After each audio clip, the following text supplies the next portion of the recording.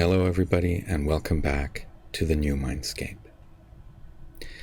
In the previous videos, I talked about different figures, key figures in the history of religion, which are often called axial figures. So, Moses,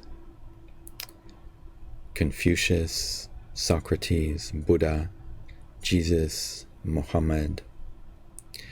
Most of these figures lived in the period called the Axial Age, from around 800 to 200 BC, but some scholars have said that we should actually talk about axial revolutions or axial moments because other figures such as Jesus and Muhammad lived centuries after the so-called Axial Age.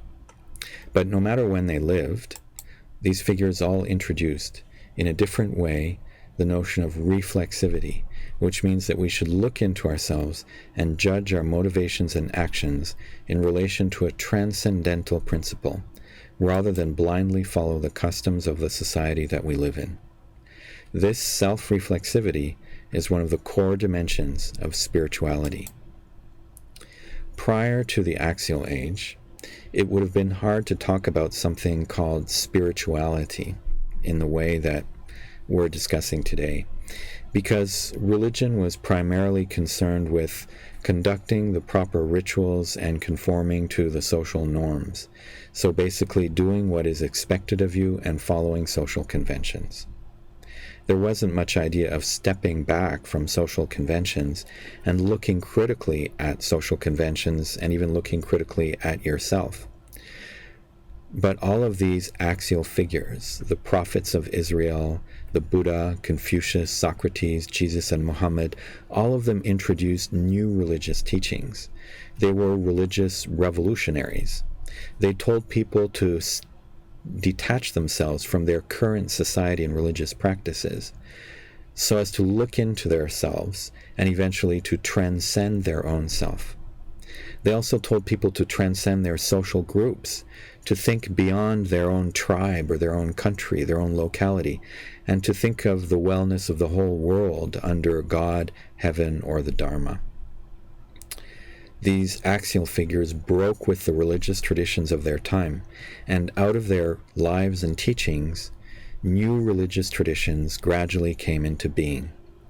Buddhism emerged out of the teachings of the Buddha. Christianity emerged out of the life and teachings of Jesus. Islam emerged out of the new laws revealed by Muhammad in the Quran.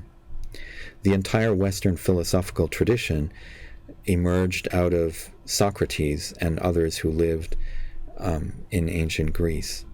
In a sense, a core component of the Chinese religious and philosophical tradition emerged out of the teachings of Confucius and a few others who lived around his time. All of these axial figures were the origins of new traditions.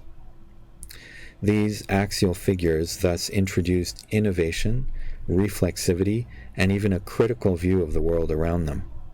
Because they did that, they actually started a process of disenchantment, which I talked about in a previous video. It's ironic that, to some degree, disenchantment was set in motion by the founders of the great world religions. In the animist worldview that I talked about in one of the earlier videos, everything is alive. Everything has its own consciousness or agency. And so, therefore, we always have to relate to these beings or to communicate or to have relationships with them. But then the God of Moses, Jesus, and Muhammad says, well, God is supreme, so don't worship other gods or other things in nature. They are nothing but God's creatures. The Buddha says, well, never mind those things because they're actually nothing.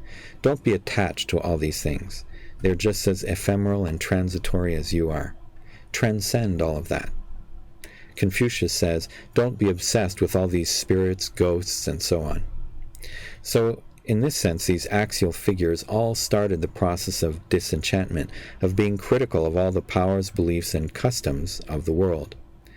Their teachings contain the seed of reflexivity and of criticism of enchanted worldviews. But weren't they living in an enchanted world of their own? Yes, absolutely. They lived in a kind of transcendental enchantment. What these axial figures taught was to connect with a transcendental spiritual reality, something that's not in the trees or in the earth, but something that's far beyond what we can imagine in the world that we live in. They wanted to draw people into a connection with the supreme God, the Tao that underlies the whole universe, heaven or Dharma, which all of these are higher than these little small gods, these idols and spirits and ghosts of the locality. So these axial figures, in a sense, the enchanted reality that they talked about was a transcendental one. They tried to bring humanity to a higher level of transcendence. And by doing that, they also led humanity to a certain type of critical and reflexive detachment from the things of this world, including many popular beliefs and religious practices.